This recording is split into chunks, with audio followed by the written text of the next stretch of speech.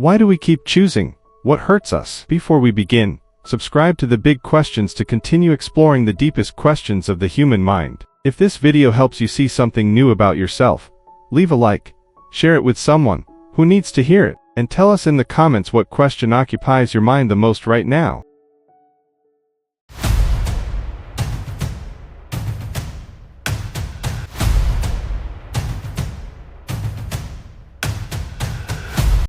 Now, let's think about something strange, something we all do, something that seems to defy all logic. Have you ever promised yourself that this time would be different? Have you ever told yourself, I will never go through this again? I will never make this mistake again. I will never allow someone to treat me this way again. And yet, months later, or even years later, you find yourself exactly in the same place, repeating the same story, feeling the same pain, facing the same consequences, as if an invisible force were guiding your steps. And then the question appears, if we know something hurts us, why do we keep doing it? Why does a person return to a relationship that destroys them? Why does someone continue postponing their dreams even when they know time is running out? Why do we repeat habits that sabotage our happiness? Why does it seem so difficult to learn certain lessons? Most people believe that mistakes are repeated because we are weak, because we don't have enough discipline, because we lack willpower. But the truth is much deeper and much more human. Because many times we do not repeat our mistakes because of ignorance. We repeat them because a part of us is trying to solve something it still does not understand. Think about your life for a moment. Look at the patterns that keep showing up again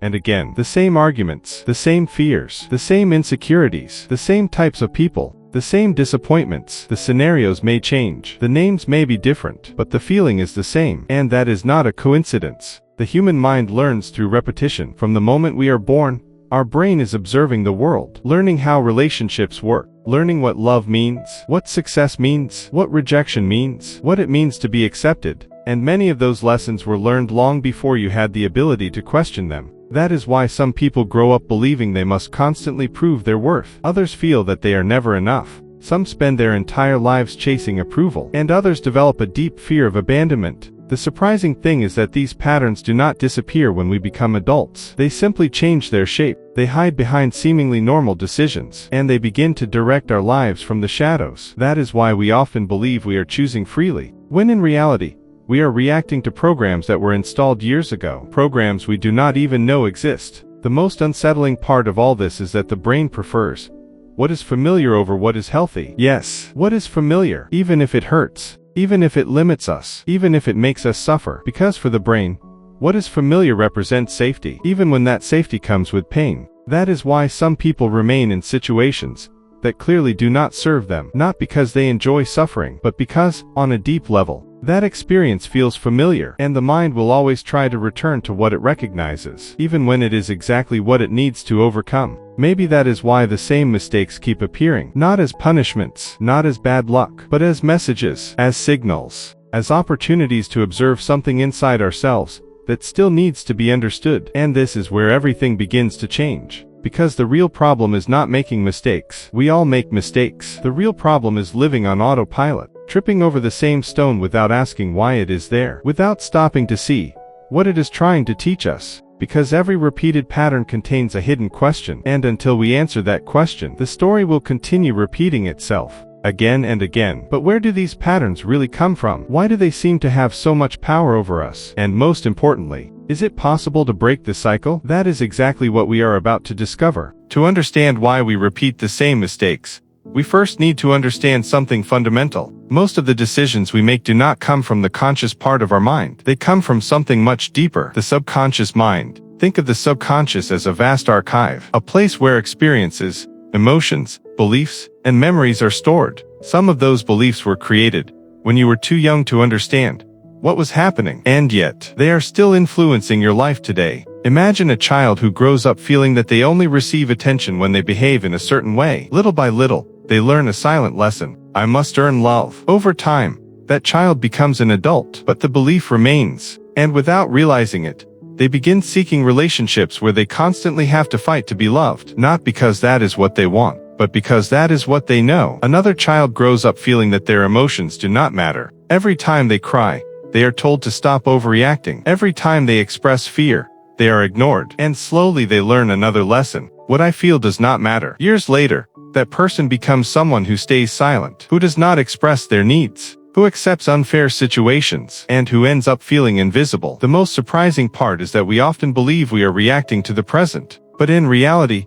we are responding to wounds from the past, wounds that were never understood, wounds that were never healed. That is why certain mistakes are not really mistakes. They are patterns, and patterns have roots. Think of a tree. What we see are the branches, the leaves, the fruit. But what keeps the tree alive is hidden underground, the roots. The exact same thing happens in our lives. Constant arguments are the branches. Failed relationships are the branches. The fear of rejection is a branch. Procrastination is a branch. Self-sabotage is a branch. But the roots are usually hidden. And as long as we only try to cut the branches, the problem will continue to grow, because the root remains untouched. Maybe that is why so many people promise to change every year. They promise to become more disciplined, stronger, more positive. But after a few weeks, they find themselves back in the same place. Because they tried to change their behavior without understanding the cause. They tried to fight the symptom while ignoring the source. And here is a difficult truth to accept. Many times, we do not seek what makes us happy. We seek what feels familiar, even when what is familiar hurts us. That is why someone may repeatedly feel attracted to emotionally unavailable people. That is why someone may sabotage important opportunities just before reaching success. That is why some people remain trapped in cycles of anxiety, guilt, or insecurity, not because they want to suffer, but because a part of their mind learned that this is how the world works. And changing that programming requires more than motivation. It requires awareness. Because we cannot transform what we cannot see. We cannot heal what we deny. We cannot break a chain if we do not even know it exists. Maybe that is why life keeps presenting us with similar experiences, not to punish us, but to show us something that still needs our attention, a lesson that has not yet been learned, a wound that has not yet been heard, a fear that is still directing our decisions from the shadows. And the more we try to escape that lesson, the more it seems to follow us, until the moment comes when we can no longer ignore it, a moment when we must look inward and ask ourselves an uncomfortable question. What part of me keeps creating this same story? Because the answer to that question can change everything. And when we begin to see it honestly, something extraordinary happens. We stop feeling like victims of our patterns, and we begin to understand that we have the power to transform them. But how do we truly break a cycle that has been following us for years? How do we leave behind a story that seems to repeat itself over and over again? That is exactly what we will discover now. So, how do we break a pattern that seems to follow us for years? Most people believe that change begins with a big decision, a moment of strength, an act of courage. But the truth is often much simpler and much deeper. Change begins when we stop running, when we stop blaming, when we stop asking why the same things keep happening to us, and start asking what this experience is trying to teach us. Because every repeated pattern contains a lesson, and life has a strange way of repeating what we have not yet understood. Think for a moment about the challenges that have appeared most often in your life. Do not look at them with judgment. Do not punish yourself. Simply observe them, as if you were an investigator studying a story. What do they have in common? What emotions keep appearing again and again? What fear is hiding behind them? Maybe you will discover that behind your need to please others is a fear of rejection. Maybe behind your perfectionism is a fear of not being enough. Maybe behind your self-sabotage is a fear of failure. Or perhaps a fear of success. Because yes, sometimes we are afraid of becoming the person we could truly be. Because growth requires change. And change requires leaving behind old versions of ourselves. Versions that,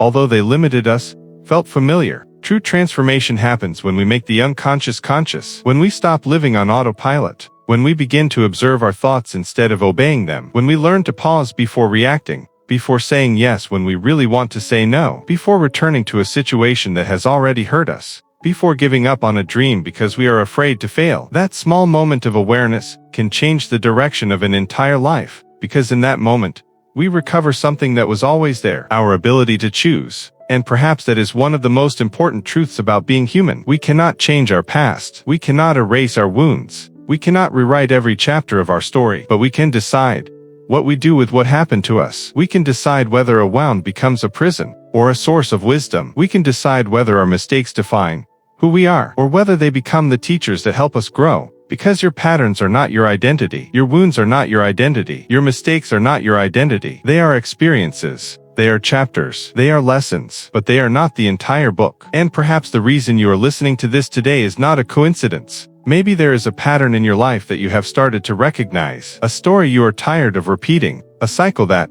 for the first time, you are willing to observe with honesty. If that is the case, remember this. Awareness is always the first step toward freedom. The moment you see the pattern begins to lose its power. The moment you understand the wound begins to heal. And the moment you stop running from yourself, you begin to find yourself. Perhaps the purpose of our mistakes was never to destroy us. Perhaps they were always there to awaken us, to make us look deeper, to teach us who we are, and to show us who we are capable of becoming. The next time you find yourself facing an old pattern, do not ask, "Why does this keep happening to me?" Ask, "What is this trying to teach me?" Because that question could change your life. If this video resonated with you, subscribe to The Big Questions to continue exploring the mysteries of the human mind. Leave a comment and share what pattern you have identified in your own life. And remember, the greatest transformation does not happen when you change the world around you. It happens when you understand the world that exists within you. Thank you for being here, and we will see you in the next big question.